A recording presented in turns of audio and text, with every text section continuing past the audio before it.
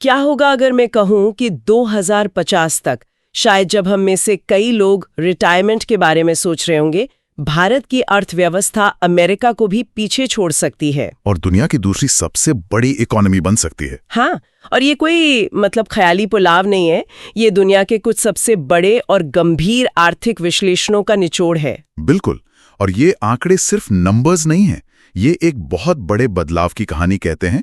आज हम जिन स्रोतों पर बात करने वाले हैं, विश्व बैंक से लेकर PwC और लोवे इंस्टीट्यूट तक, वो सब मिलकर एक नक्शा तैयार करते हैं। एक ऐसा नक्शा जो दिखाता है कि भारत 2047 तक विकसित भारत और उसके बाद एक वैश्विक महाशक्ति कैसे बन सकता है। सही कहा।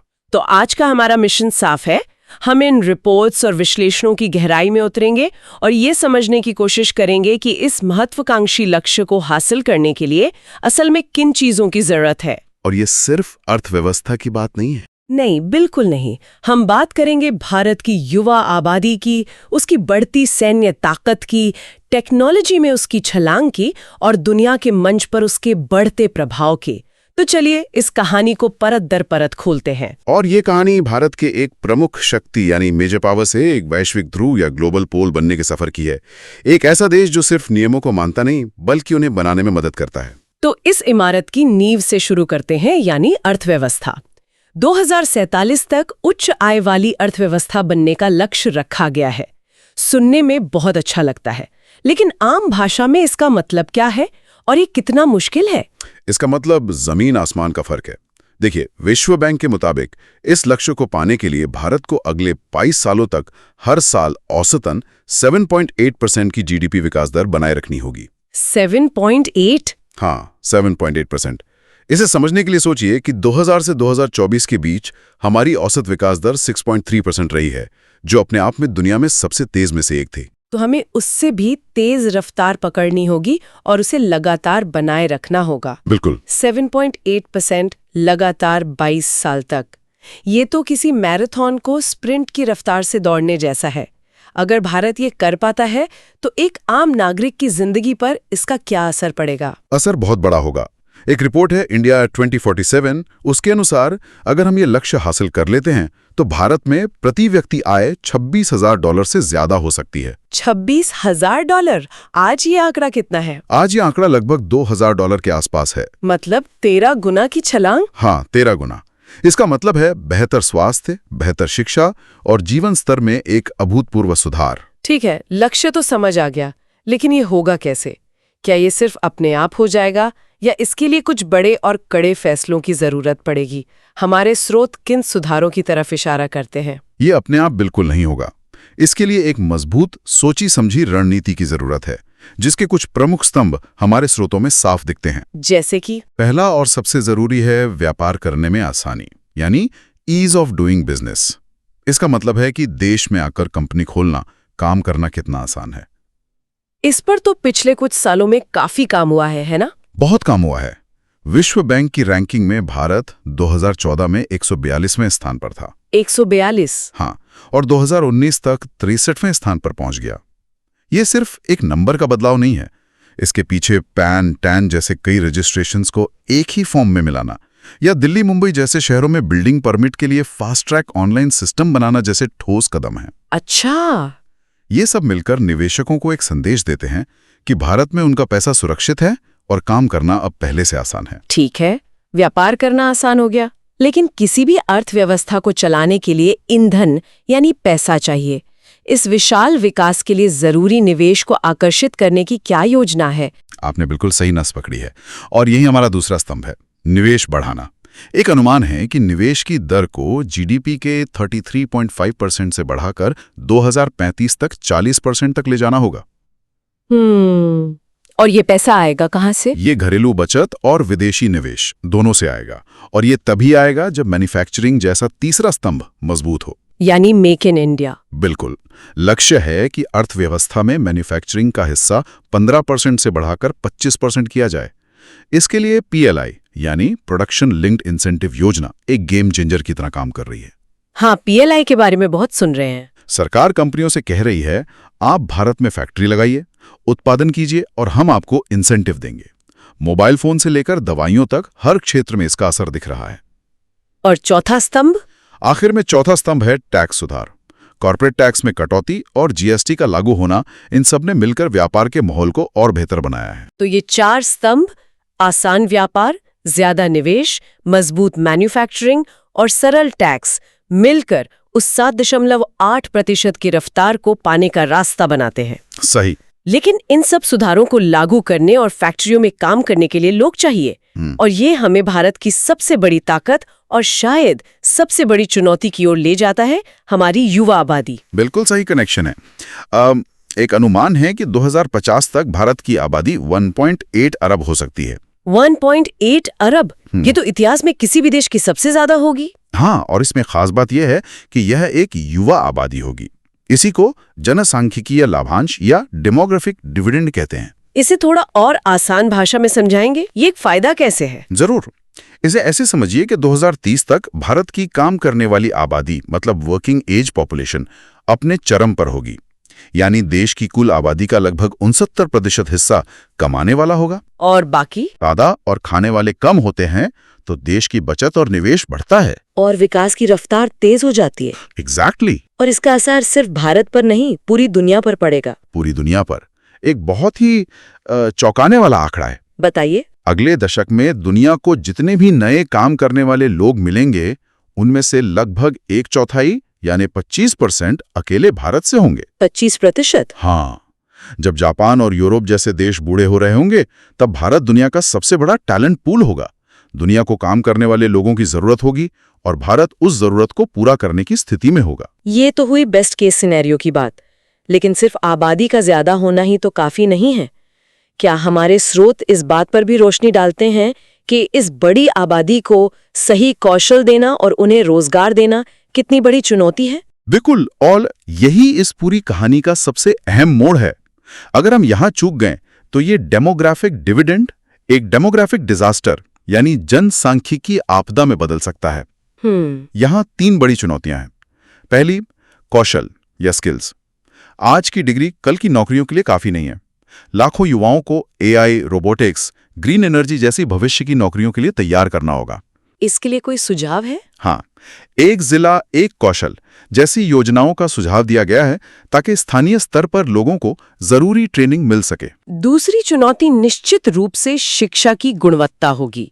हमारे पास इंजीनियर तो बहुत है, पर क्या वो इंडस्ट्री के लिए तैयार हैं? यही असल सवाल है। शिक्षा पर हमारा सरकारी खर्च जीडीपी का 3.5% से भी कम है, जबकि दुनिया का औसत 4.5% है। हमें सिर्फ डिग्रियां देने की बजाय कौशल आधारित भर्तियों पर जोर देना होगा। मतलब ये देखा जाए कि काम कितना आता है, ना कि डिग्री कौन सी है। सही। और तीसरी चुनौती? महिला श्रम बल की भागीदारी सिर्फ 20% के आसपास है। सिर्फ 20%? हाँ, इसका मतलब है कि देश की आधी आबादी का एक बड़ा हिस्सा अर्थव्यवस्था में सीधे तौर पे योगदान नहीं दे रहा है। विकसित देशों में ये आंकड़ा 70% तक है। तो अगर हम इसे बढ़ा पाएं तो? विश्व बैंक का सुझाव है कि अगर भारत 2047 तक इसे सिर्फ 50% तक भी पहुंचा पाता है, तो ये हमारी अर्थव्यवस्था के लिए एक जबरदस्त बूस्टर डोज होगा। तो मतलब साफ है, हमारी युवा आबादी एक दुधारी तलवार है। सही कौशल और मौकों के साथ ये हमें उड़ाकर ले जा सकती है और उनके बिना ये एक बहुत बड़ा बोझ बन सकती है। बिल्कुल। अब मान लेते हैं कि हम अपनी आबादी को सही टूल्स दे पाते हैं, तो ये हमें सीधे टेक्नोलॉजी और रक्षा की दुनिया में ले जाता है, क्योंकि बिना तकनीकी और सैन्य ताकत के आर्थिक शक्ति अधूरी है। तो इस मामले में स्रोत क्या बताते हैं? भारत टेक्नोलॉजी को लेकर बहुत महत्वाकांक्षी है और हमारे स्रोत खासकर 3 क्षेत्रों की ओर इशारा करते हैं जहां भारत दुनिया में एक लीडर बनना चाहता है। इन्हें हम भारत की एक तरह से डिजिटल ट्रिनिटी कह सकते हैं। अच्छा, डिजिटल ट्रिनिटी। हाँ, पहला है आर्टिफिशियल इंटेलिजेंस यानी एआई। भारत की एआई फॉर ऑल रणनीति सिर्फ कंपनियों के लिए नहीं है, बल्कि आम आदमी की समस्याओं को सुलझाने के लिए है। जैसे इंडिया एआई मिशन और भारत जेन जैसे अपने भाषा मॉडल बनाने पर काम हो रहा है, ताकि एआई भारत की भाषाएं समझ सके। हमारा एरावत नाम का एआई सुपर कंप्यूटर पहले ही दुनिया के टॉप 75 में शामिल हो चुका है। दूसरा क्षेत्र सुपर कंप्यूटिंग का है, जिसके बारे में आजकल काफी चर्चा हो रही है। हाँ, और ये बहुत जरूरी है। सुपर कंप्यूटर मौसम की भविष्यवाणी से लेकर दवाइयां बनाने और जटिल रक्षा सिमुलेशन तक हर चीज के लिए चाहिए। राष्ट्रीय सुपर कंप्यूटिंग मिशन के तहत देश में 34 सुपर कंप्यूटर लगाए जा चुके हैं। और क्या ये भारत में बन रहे हैं? हाँ, यही खास बात है। अब हम रुद्र जैसे स्वदेशी सर्वर भी बना रहे हैं। लक्ष्य है कि इस महत्वपूर्ण टेक्नोलॉजी के लिए किसी दूसरे देश पर निर्भर ना रहना पड़े। और इस डिजिटल ट्रिनिटी का तीसरा हिस्सा अंतरिक्ष यानी स्पेस होगा। बिल्कुल। अंतरिक्ष में इसरो की योजना मार्च 2026 तक 7 बड़े मिशन लॉन्च करने की है, जिसमें गगनयान के मानव रहित मिशन भी शामिल हैं। प्रधानमंत्री का विजन अगले 5 सालों में 50 रॉकेट लॉन्च का है। 50 रॉकेट? हाँ, ये सिर्फ रॉकेट लॉन्च करना नहीं है, ये अपनी सैटेलाइट्स के जरिए दुनिया को डेटा देना, नेविगेशन सेवाएं देना और अंतरिक्ष में अपनी मौजूदगी को मजबूत करना है। ये बहुत प्रभावशाली है। अब सैन्य शक्ति की बात करते हैं। कुछ अनुमान कहते हैं कि भारत 2050 तक अमेरिका और चीन के बाद तीसरा सबसे बड़ा सैन्य पावर बन सकता है। बन सकता है। ये सिर्फ हथियारों की संख्या बढ़ाने से होगा या इसके पीछे कोई गहरी रणनीति है? इसके पीछे एक बहुत बड़ी सोच का बदलाव है और वो है आत्मनिर्भरता। सबसे बड़ा उदाहरण भारतीय नौसेना में देखने को मिलता है। 2035 तक 175 से 200 युद्धपोतों का लक्ष्य है। ठीक है। लेकिन बड़ी खबर ये नहीं है। बड़ी खबर ये है कि अब लगभग सभी जहाज भारत में ही बन रहे हैं। जुलाई 2025 में कमीशन हुआ INS तमल विदेश में बना आखिरी युद्धपोत था। अब भारत खरीदार नौसेना से निर्माता नौसेना बन गया है। खरीदार से निर्माता, इस सुनने में तो बहुत अच्छा लगता है। लेकिन इसका असल मतलब क्या है? क्या इसका मतलब ये है कि भारत अब अपनी समुद्री किस्मत का मालिक खुद बन रहा है? आपने बिल्कुल सही समझा।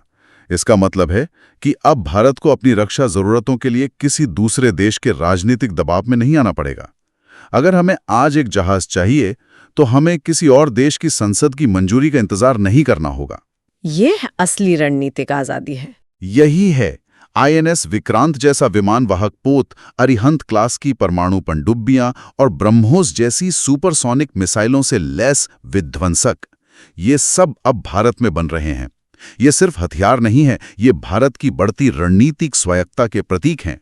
ठीक है, हम अपने जहाज खुद बना रहे हैं, लेकिन क्या हमारे स्रोत इस पर भी कुछ कहते हैं कि क्या ये जहाज और हथियार दुनिया के सबसे आधुनिक हथियारों से मुकाबला कर सकते हैं, या अभी भी हमें कुछ अहम टेक्नोलॉजी के लिए दूसरों पर निर्भर रहना पड़ता है? ये एक बहुत ही जायज सवाल है। देखिए, लक्ष्य ये नहीं है कि हम हर चीज में अमेरिका या चीन की बराबरी करें। रणनीति ये है कि हम अपनी जरूरतों के हिसाब से क्षमताएं विकसित करें। अच्छा। जैसे ब्रह्मोस मिसाइल, जिसकी दुनिया में कोई बराबरी नहीं है, या फिर हवाई खतरों से बचाव के लिए बनाया गया बहुस्तरीय मिसाइल रक्षा कवच, मल्टी लेयर्ड डिफेंस सिस्टम। हाँ, इसमें लंबी दूरी के लिए रूस से लिया गया S-400 है, तो मध्यम दूरी के लिए इजराइल के साथ मिलकर बनाया गया बराक 8 और स्वदेशी आकाश सिस्टम भी है, और बैलिस्टिक मिसाइलों के लिए DRDO का अपना कवच भी है। तो रणनीति है जहां से अच्छी टेक्नोलॉजी मिले उसे लो, सीखो और फिर उसे खुद बनाना शुरू करो। बिल्कुल। तो हमारे पास आर्थिक और सैन्य ताकत की एक मजबूत नींव तैयार हो रही है। लेकिन सवाल ये है कि इस ताकत को वैश्विक प्रभाव में कैसे बदला जाता है।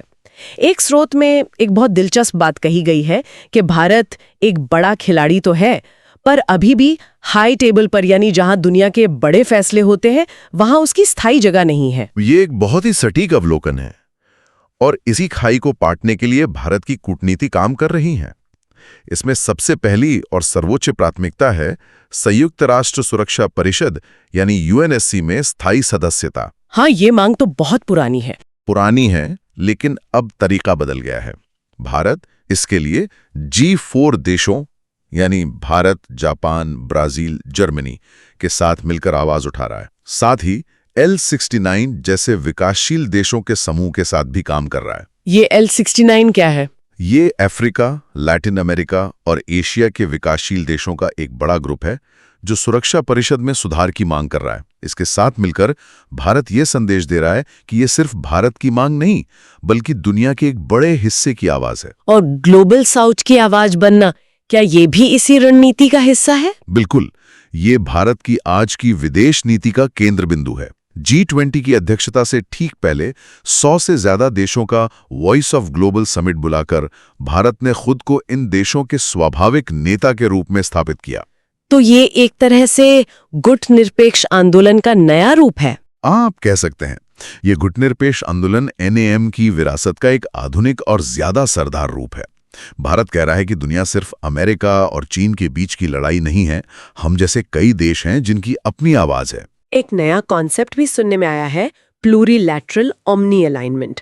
ये सुनने में बड़ा जटिल लगता है, पर इसका मतलब बहुत सरल और दिलचस्प है।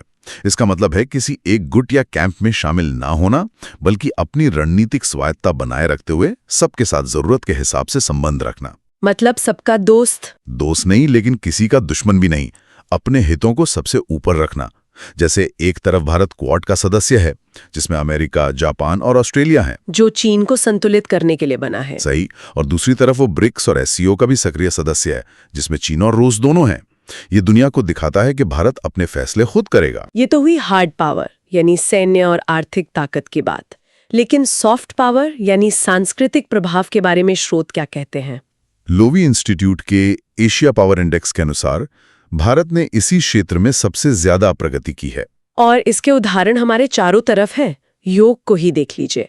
जब अंतर्राष्ट्रीय योग दिवस का प्रस्ताव संयुक्त राष्ट्र में रखा गया तो 177 देशों ने उसे सर्वसम्मति से पारित किया। हाँ, ये तो कमाल था।